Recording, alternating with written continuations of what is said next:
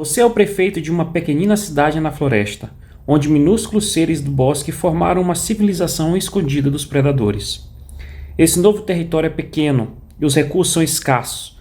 Você pega o que conseguir e nunca nega materiais de construção.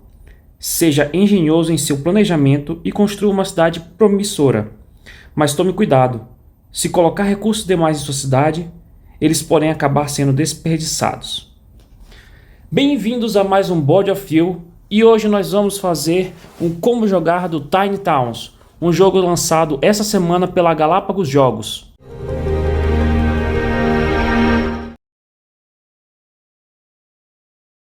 Towns, sua cidade é representada por um tabuleiro quadriculado de 4x4, no qual você posiciona cubos de recurso em estruturas específicas para erguer construções. Cada construção recebe pontos de vitória de forma única. Quando nenhum jogador consegue posicionar mais recursos ou erguer construções, o jogo acaba, e todos os quadrados sem uma construção valem menos o ponto.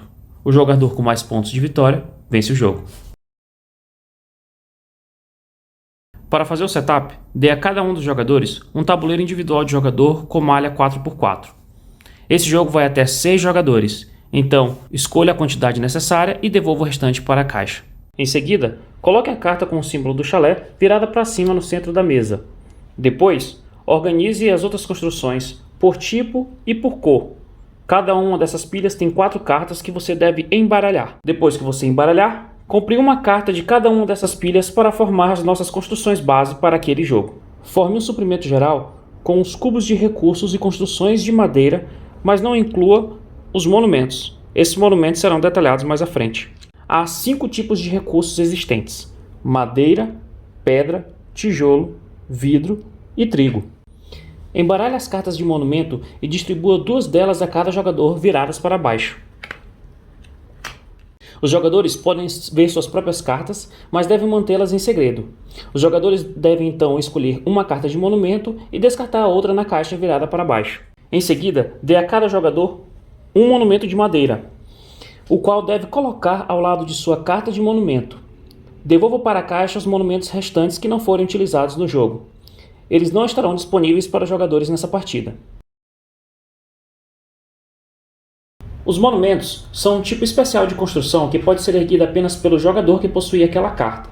Jogadores podem erguer seus monumentos apenas uma vez. Os monumentos podem ser erguidos em qualquer rodada, da mesma forma que uma construção normal. Ao erguer o monumento, o jogador deve ler a carta de monumento em voz alta, colocada virada para cima à sua frente e lidar com os efeitos imediatamente. Se a carta conceder uma habilidade, essa habilidade tem efeito imediato e é aplicável apenas a quem possuir a carta. A pontuação recebida pelas cartas de monumento é contada no final da partida. Os monumentos não fazem parte do suprimento geral. O jogador da rodada é denominado mestre de obras e recebe esse martelo. Na sua vez, ele vai anunciar um tipo de recurso dentre os 5 disponíveis. Vamos dizer que eu sou o mestre de obra da vez. Agora eu vou chamar o recurso tijolo. Então, todos os jogadores ao mesmo tempo vão colher um tijolo do suprimento geral e vão escolher um dos quadrados aqui da malha para colocar o seu recurso. Lembrando que uma vez colocado esse recurso, ele não pode ser movido para nenhum outro lugar. Ele fica lá até que ele seja utilizado para fazer uma construção. Apenas quando aquela construção é realizada é que aquele cubo é removido do tabuleiro. Outro detalhe importante é que cada quadrado só pode ser ocupado por um cubo e construção por vez. Não podem haver 2 recursos ocupando o mesmo quadrado. Quando esses recursos eles são removidos do tabuleiro, eles voltam para o recurso geral. Em seguida, os jogadores podem erguer qualquer construção, desde que tenham os recursos correspondentes estruturados corretamente. Então, se aqui nós temos os recursos do chalé, para fazer um chalé, e eu tenho esse recurso aqui no meu tabuleiro, eu posso optar por construir aquele chalé naquele momento.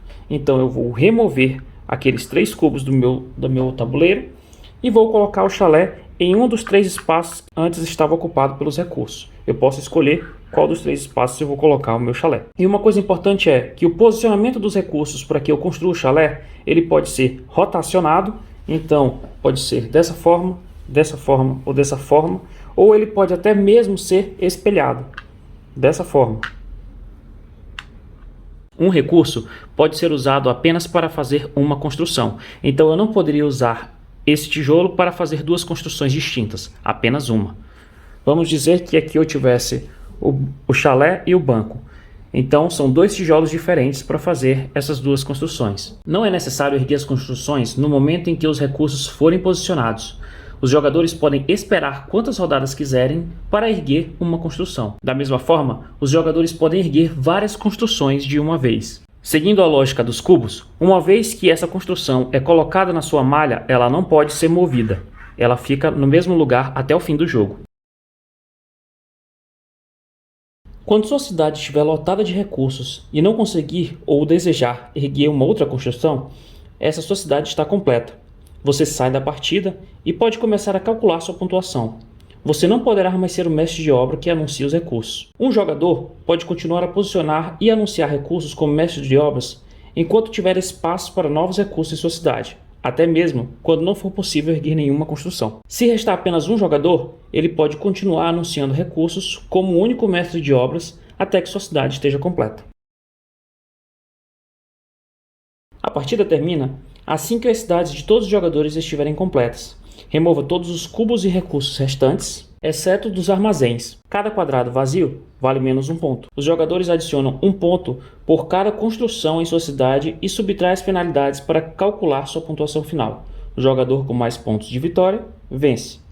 Em caso de empate, o jogador que tiver participado de menos rodadas como mestre de obras vence. Se ainda houver um empate, o jogador com menos quadrados vazios vence o jogo. Se ainda houver empate, o jogador com mais chalés vence. Se ainda houver empate, os jogadores empatados compartilham a vitória. Os cubos de recursos e construções são ilimitados. Caso acabem, substitua-os por algum outro marcador à sua escolha. Chalés sem alimento no final da partida permanecem no tabuleiro, mas não recebem pontos de vitória. Algumas outras construções, como poços, ainda recebem pontos dos chalés sem alimentos. Um chalé, para estar alimentado, ele precisa ter um celeiro. Um celeiro alimenta 4 chalés. Então, nesse caso, como nós temos 5 chalés em jogo, esse celeiro só estaria abastecendo desses 4 chalés. Então, no fim da partida, nós receberíamos 3 pontos por cada um desses chalés e esse aqui pontuaria 0. Se esse poço estivesse ao lado deste chalé, mesmo que esse chalé não esteja abastecido, eu ainda recebo a pontuação no final do jogo. Poços pontuam por chalés vizinhos, e o conceito de vizinhança é toda construção que estiver acima, abaixo, à direita ou à esquerda. As diagonais não contam. Também é possível ter uma pontuação negativa nesse jogo. Os celeiros nunca recebem ponto por conta própria. O jogo ainda possui 2 variantes que eu vou deixar para que vocês descubram por si sós. Uma é a regra da prefeitura, que muda a forma de jogar o jogo principal. E outra é a variante solo. Então, pessoal, esse foi mais um episódio de Board of View trazendo como jogar de Tiny Towns.